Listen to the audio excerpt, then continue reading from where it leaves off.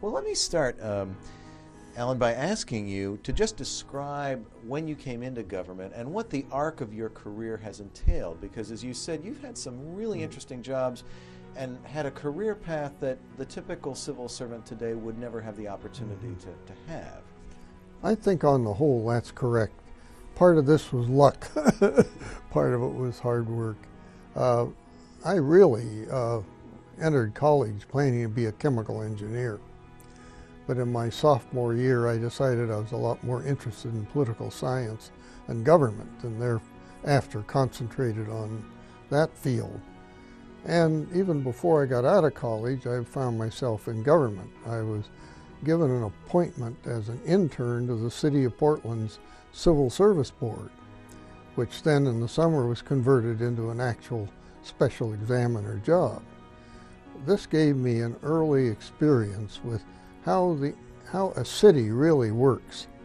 And later on I wrote my bachelor's dissertation, which is required in Reed, not many colleges do, on public personnel administration in the City of Portland. That was very helpful because as I graduated from Reed, I applied for a nationwide exam for federal administrators called the Junior Professional Assistant Exam. And I qualified, and we're talking about 1941 now, and I was offered a position of senior clerk, CAF 5, a training position in the old War Department, which preceded the Defense Department by many years. At that point, the Ordnance Department wing of the War Department was building up very rapidly. It simply didn't have enough administrators. So I found myself in a 3-month program at Rock Island Arsenal, an enormous War Department facility, being trained allegedly in how to perform administration, internal management in Ordnance Department installations. And at the age of 23, I was the director of personnel of an ordnance depot that eventually was built to 2,000 employees. And at that age, I was given the job of setting up the entire personnel program of this new, still under construction ordnance depot. Not many people these days would find themselves put into that kind of test that quickly. Well, it just happened I kind of enjoyed doing that, and I had a pretty good personnel office. And after 2 years, this attracted the attention of the Office Secretary of War, which was reported directly to the Secretary. It was not part of the military. And they offered me a position as an inspector of personnel programs based in San Francisco, which was a much more broadly oriented job, but built on the fact that I had in-depth experience already in how to run the personnel programs of large ordnance and War Department facilities.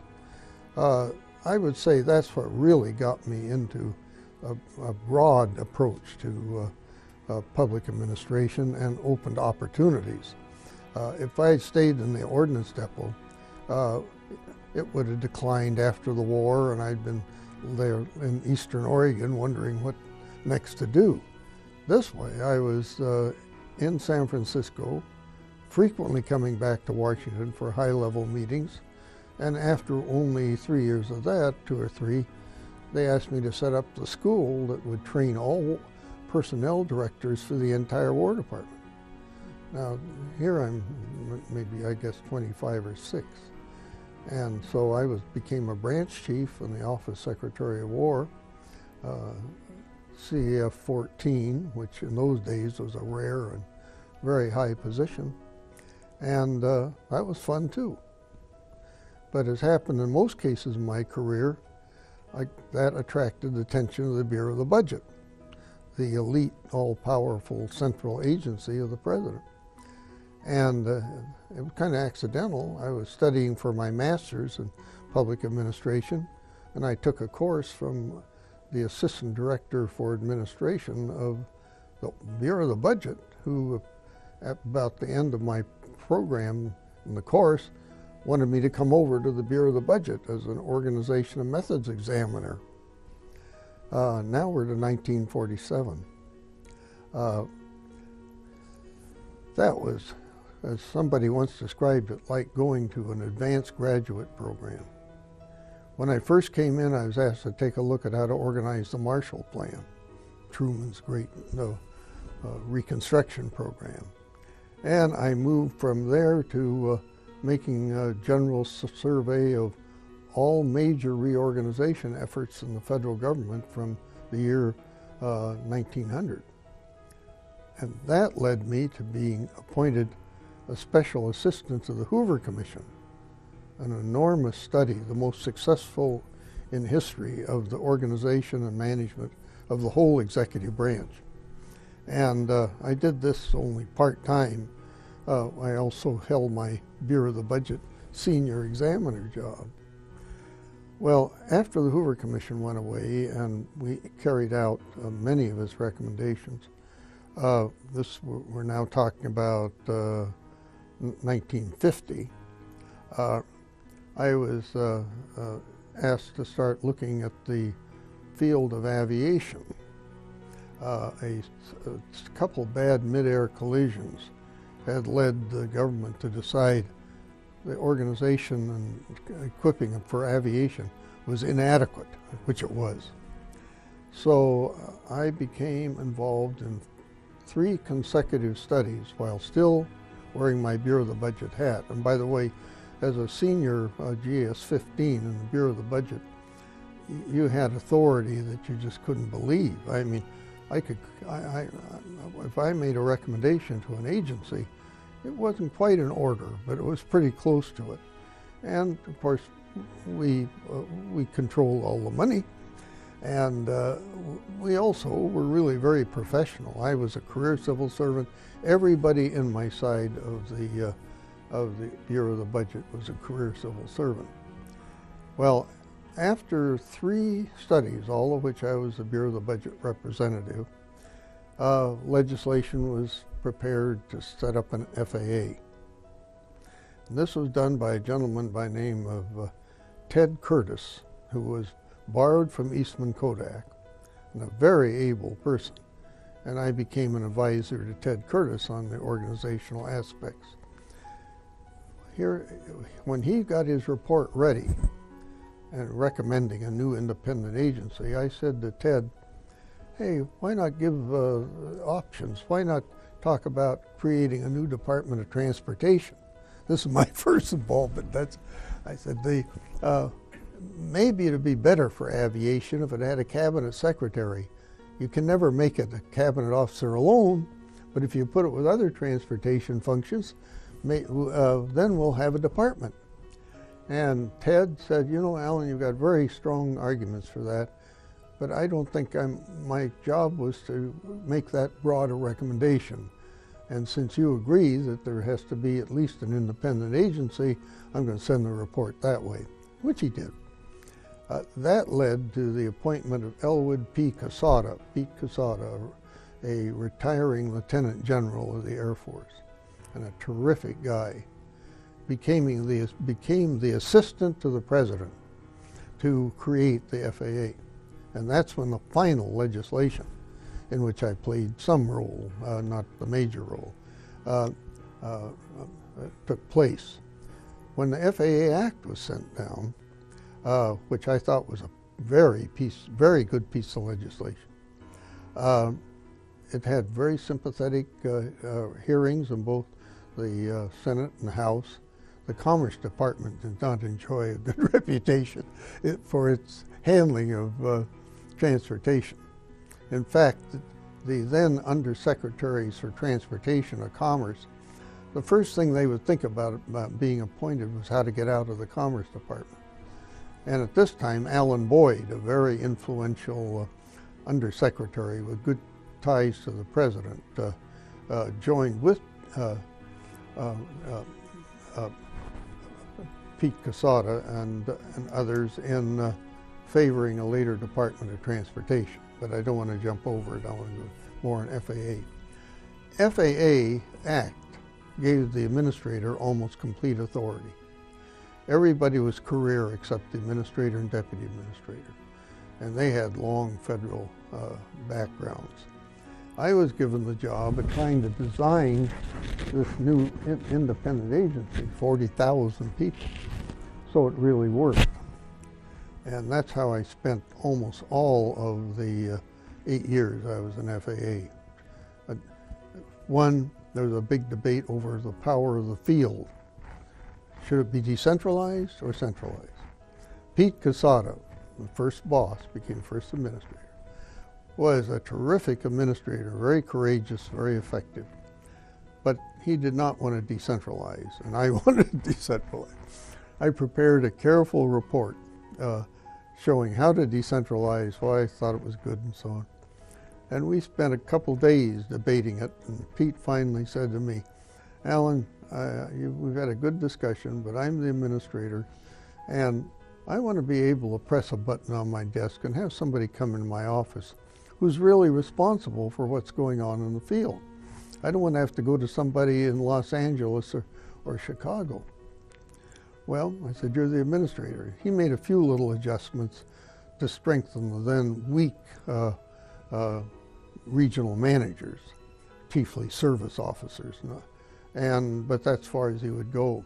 So you were charged with implementing this organizational model. I was then called assistant administrator for management services. The function of management analysis, which was all the organizational work, fell under me. I also had budget. I also had auditing. I also had human resources. Everything that was internal management was under my supervision. So that's why I developed these plans on how to manage the agency internally. Well, when Pete resigned with Kennedy coming in, there wasn't anybody named for the administrator. So I went to a friend of mine in the White House who was on the transition team, and I said, why not? Well, we're still looking. I said, haven't you thought of Najib Halaby?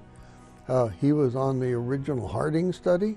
He's a lawyer, a former test pilot, and a strong Democrat. Tom Morris thanked me for that counsel. And after a couple of weeks, suddenly it was announced that Halaby had been nominated. Now, don't mistake me, like many things, there may be 4 or 5 other sources of recommendation for Jeeb Halaby. I'm not saying I picked my administrator. All I can say is that I had recommended him strongly before any administrator had been selected. Well, he was easily confirmed, excellent qualifications. And we had an early meeting, and of course we knew each other well from the prior studies. And the first thing Jeeb said to me, Alan, why is this agency so over-centralized? And I said, Jeeb, we have a report on that subject. I'll get it right to you. In my upper right drawer was the report on decentralizing FAA. Jeeb read it carefully and called me in and said, I've gone over this. I think I want to go that way. And I've got to go down to Dallas-Fort Worth. Come with me and we'll talk about it more. So we jumped on the FAA jet, and we were the only 2 passengers. So we did have a pilot other than Jeeb. And during the way down and back, we went over that whole report and basically outlined how the new FAA was to operate, what the regional directors' powers were to be, what they were to be called, how many regions there were to be, what we would do with the bureaus, what we would do with the bureau directors. And it was one of the most exciting things, plus the fact we had good cocktails on the plane and so on. And then I spent 2 or 3 days with him down on a very difficult airport construction problem, how to get an airport for both Fort Worth and Dallas. And my main contribution there was to prohibit the airport people from paying Halaby's room, etc. I said, no way, the administrator is going to pay his way down here, which of course he did.